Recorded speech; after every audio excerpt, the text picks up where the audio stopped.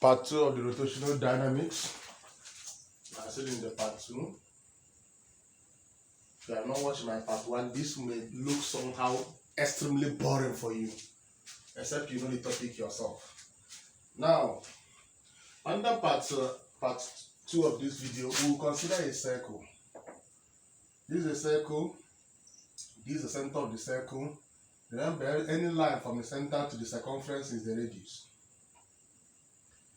Now, you have also a line here. Now let me call this place theta.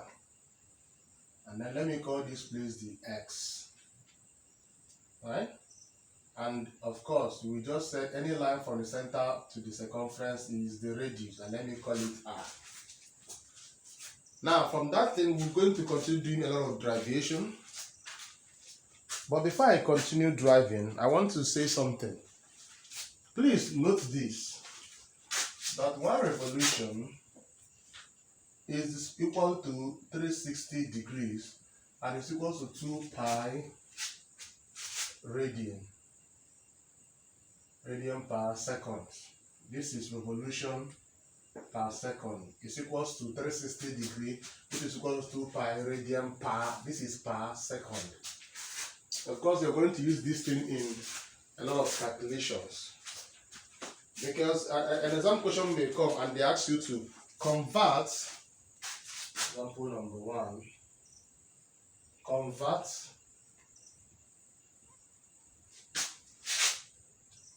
an angle of 60 degrees to then a radians and then b to revolution. So you can see an examination question like this.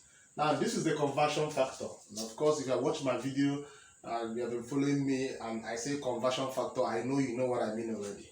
So this is the conversion factor, that 1 revolution per second is equal to 360 degrees is equals to 2 pi rad per second. So whenever you want to, you can see this is 60 degrees. They want you to convert it to radians. So that means your emphasis will have to be with this and this. It's 3, so you have to pick 2.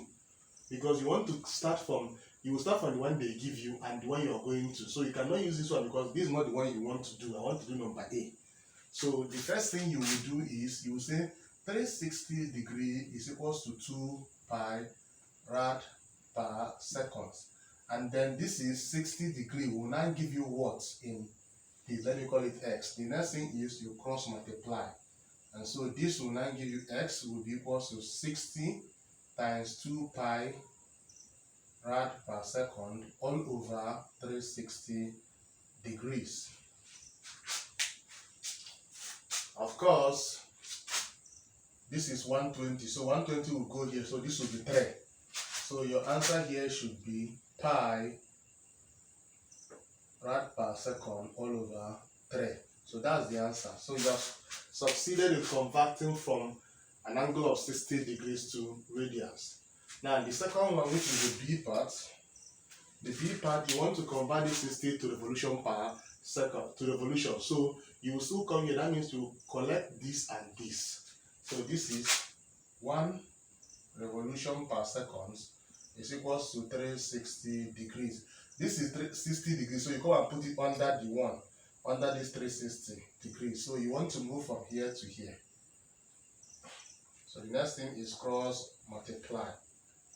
So if you cross multiply, this times this and this times this. So x will now be 1 revolution per second times 60 divided by 360 degrees.